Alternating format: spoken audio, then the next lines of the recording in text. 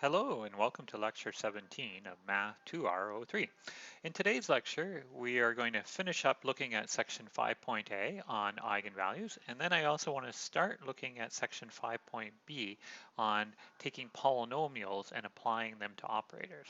So 5.B is quite interesting because it allows us to kind of use properties of polynomials to say something about linear operators.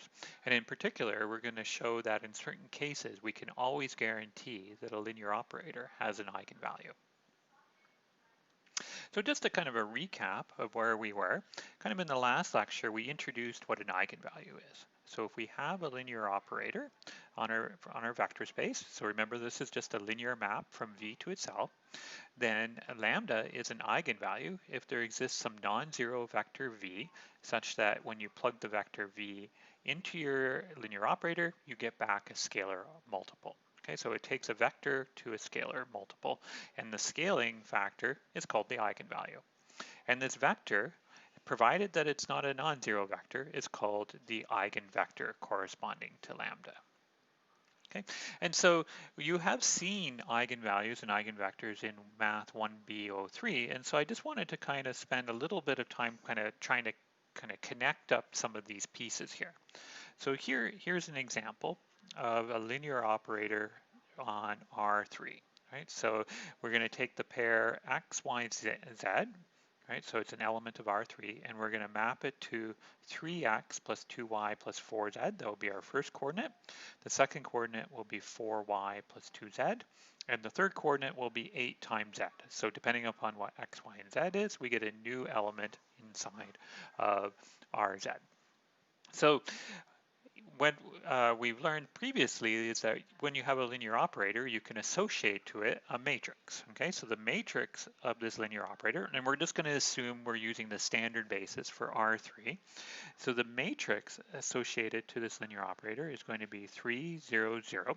That's the output that you get when you plug in 1, 0, 0. You will get 3 here, 0 here, and 0 here.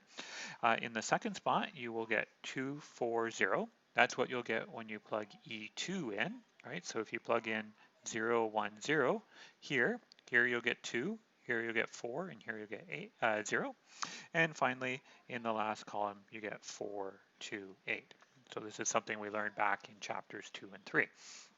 Now, if I had given you this problem in Math 1B03, you could say immediately what the eigenvalues of this matrix are. It's 3, 4, and 8. And just remember why this is. It's because they are the diagonal entries of an upper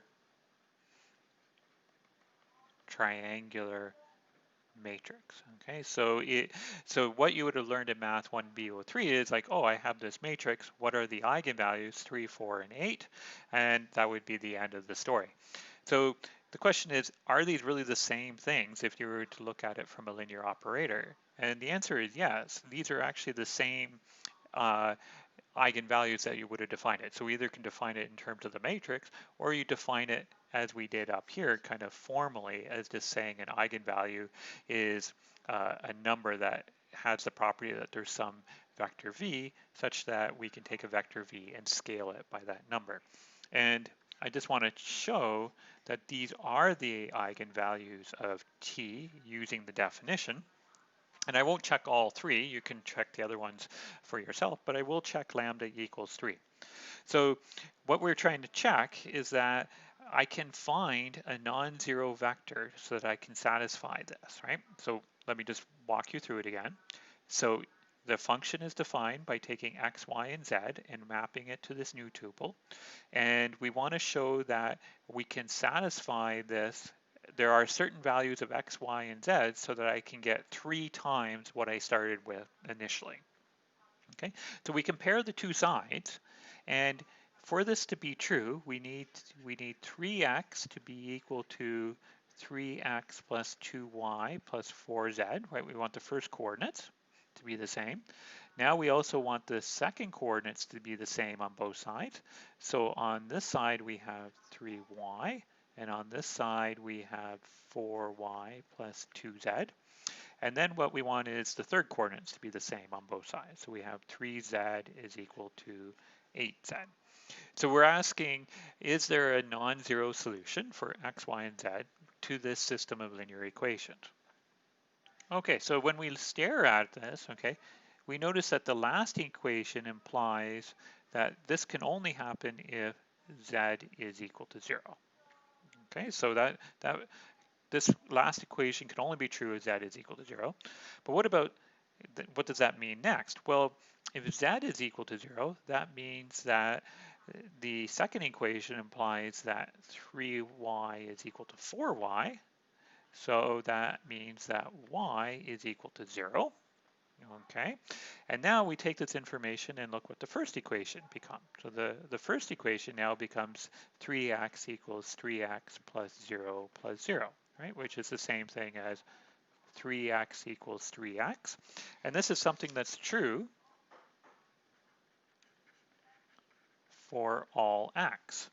Okay, so kind of summing up is for any v of the form x 0, 0, with x being a real number, we have that t evaluated at x 0, 0 will give me 3x 0, 0, which is the same thing as 3 times the thing that I started with. So we can take, if x is not equal to 0, then x 0, 0 is an eigenvector with eigenvalue 3. Okay, so the same sort of analysis will show that 4 is an eigenvalue and 8 is an eigenvalue of this linear operator. Okay, and so just to kind of help you out here, to kind of tie some of the pieces together here, what I want to kind of highlight here is that the eigenvalues of a linear operator, if you're looking at the case of a linear operator from Rn to Rn, the eigenvalues of that linear operator are the exact same as the eigenvalues of the associated matrix, right? So the eigenvalues of the n by n matrix MT as defined in 1B03. So we haven't kind of checked all the details here, but I wanted to kind of highlight this because if you're getting stuck on doing some problems, you can think about taking your linear operator and think about the corresponding matrix and look at, finding the eigenvalues of the matrix, and those will correspond to finding the eigenvalues of your linear operator. So I hope you can see all that. Hopefully my face isn't in the way here. I'll make my face disappear again. So hopefully this part here will help you if you get stuck. Okay, so we'll pause here and I'll see you in part 2.